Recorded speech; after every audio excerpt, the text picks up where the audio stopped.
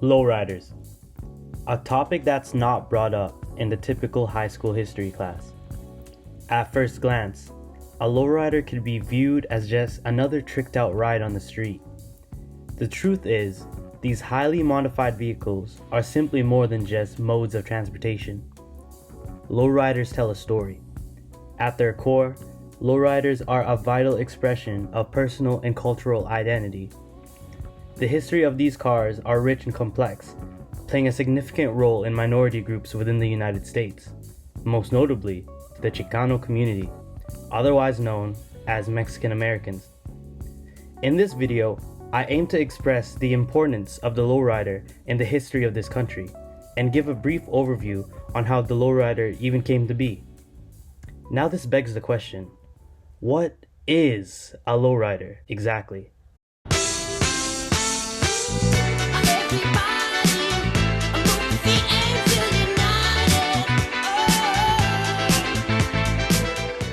The term lowrider most commonly refers to vintage cars that are modified to stand low to the ground.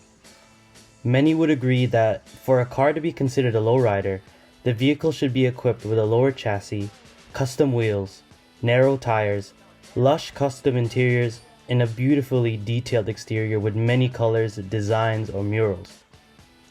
The most important piece of the puzzle is the hydraulic suspension. This allows lowriders to bounce and raise each wheel independently. Often you see lowriders cruise down the street with one front tire on the ground and the other one up high in the air. This is referred to as three-wheeling. The labor necessary to build one of these is nothing short of astonishing. There is a lot of engineering and craftsmanship associated with these cars. It's important to mention that a lot of these parts are custom made, fabricated to exactly the owner's liking. It's safe to say that there's no lowrider out there that is truly identical to another, even if they share the same characteristics. The exact origins of lowriders are up for debate, but many could agree that this culture started during the post-World War II era of the 1940s and the 1950s. This was particularly popular amongst young Chicanos who adopted the motto of low and slow. This was a direct opposition to the mainstream culture of the time, which focused on hot rods and going fast. As a cornerstone of Chicano culture, lowriding reflects duality of a Mexican American's identity. The automobile played a huge role in American history, and as such, cars became a symbol of the American dream for Chicanos.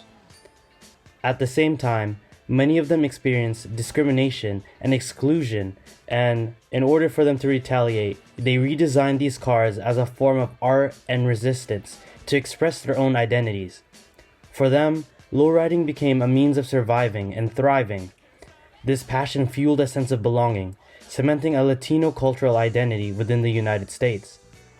I've seen the benefits of this culture firsthand, in a small town you might know as Salinas.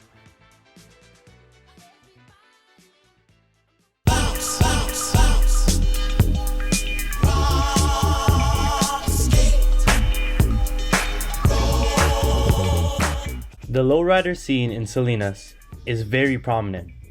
Many of these cars have been in families for multiple generations, passed down from the parents to their children. They carry the responsibility to maintain and preserve not only a family treasure, but to keep a strong relic of their cultural identity intact. Local lowrider clubs work with the city to organize events, parades, and charity drives to benefit and bring the community together.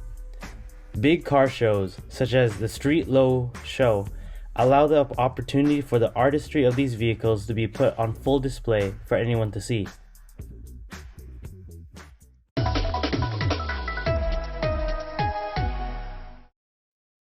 One of the Central Coast's biggest car shows rolled into town today, bringing with it thousands of car enthusiasts. The 13th annual Street Low Magazine Car Show kicked off its world tour at the Salinas Sports Complex. With more on the show, here's Action News reporter Tom Miller, who joins us live in Salinas with more. Tom?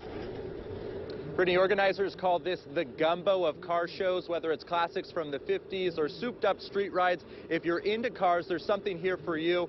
And the event is just wrapping up right now, but you can see there are plenty of cars still here. And throughout the day, for car lovers, this was the spot to be.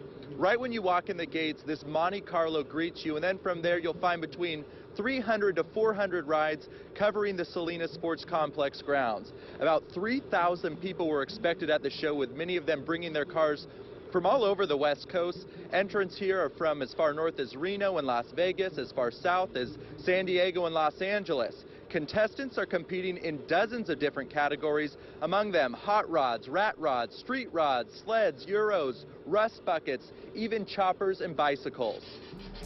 Shows like these provide an opportunity for the town to go out and have fun with friends and family. Apart from these big shows, it is not uncommon to see small-scale meets being held in the local area. On Sundays, you could often see these cars cruising around, especially in Old Town.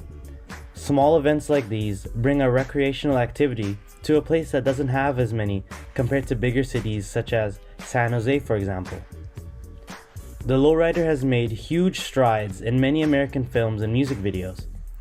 The West Coast music scene has embraced this style of car and has incorporated its vibrant past in various California hip-hop tracks. When it comes to movies, the lowrider has made appearances in the films Training Day, Cheech and Chong, and my personal favorite, the 1971 Pontiac Granville from Napoleon Dynamite.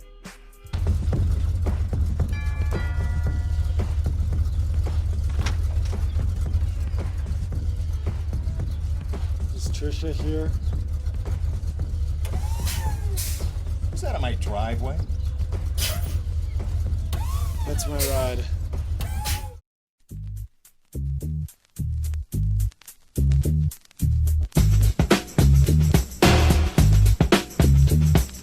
It is clear to see that lowriders have had their fair share in American history. I have always loved these cars.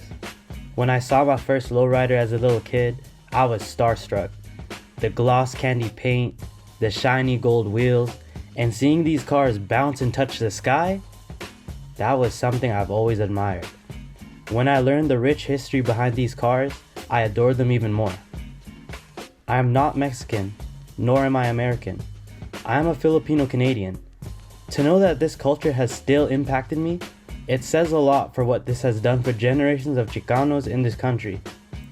Thank you for watching this video, and hopefully you left with some important knowledge about these wonderful works of art. Viva la raza!